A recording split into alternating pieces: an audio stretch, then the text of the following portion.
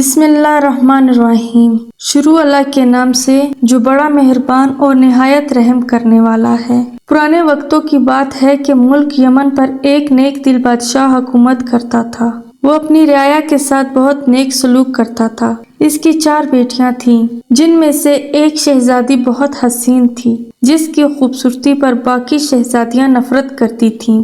اس شہزادی کا نام شہزادی سوہانہ تھا۔ ایک دفعہ ان کا باپ کسی کام کی غرض سے بیرون ملک گیا۔ اس نے اپنی ساری بیٹیوں سے ان کی خواہشات پوچھی۔ ان 3 بہنوں نے قیمتی زیورات لانے کو کہا۔ جب بادشاہ نے چوتھی بیٹی سے پوچھا کہ اگر تمہیں کسی چیز کی ضرورت ہو تو مجھے بتا دو۔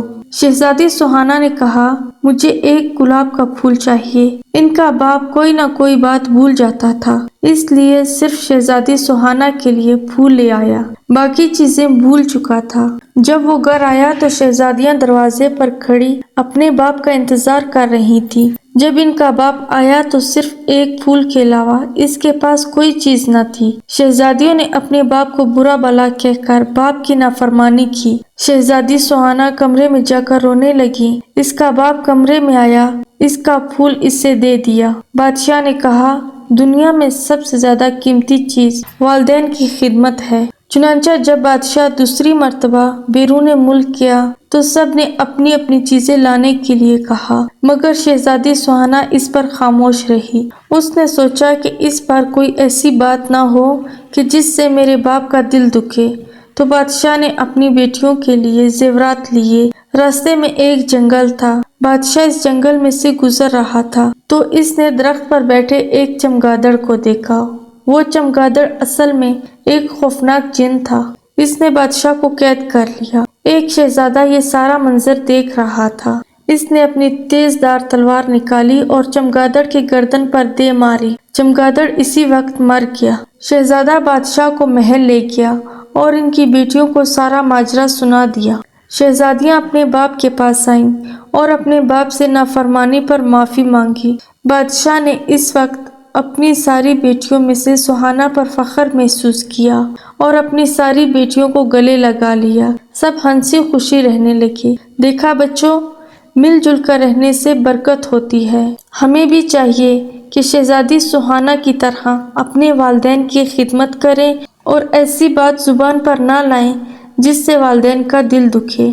ایک مرتبہ کا ذکر ہے کہ کسی گاؤں میں ایک کنجوس رہتا تھا۔ کنجوس کے گھر کوئی مہمان آیا تو اس نے اپنے بیٹے سے کہا کہ آدھا کلو عمدہ قسم کا گوشت کہیں سے لے کر آؤ۔ بیٹا بازار گیا اور کافی دیر بعد خالی ہاتھ گھر لوٹ آیا۔ کنجوس باپ نے پوچھا، گوشت کہاں ہے؟ بیٹا بولا، ابا جان، میں کسائی کے پاس گیا اور اس سے کہا کہ جو سب سے عمدہ گوشت تمہارے پاس ہے وہ آدھا کلو دے دو۔ کسائی نے کہا، بے فکر رہو، میں تمہیں ایسا گوشت دوں گا کہ گویا مکھن ہو۔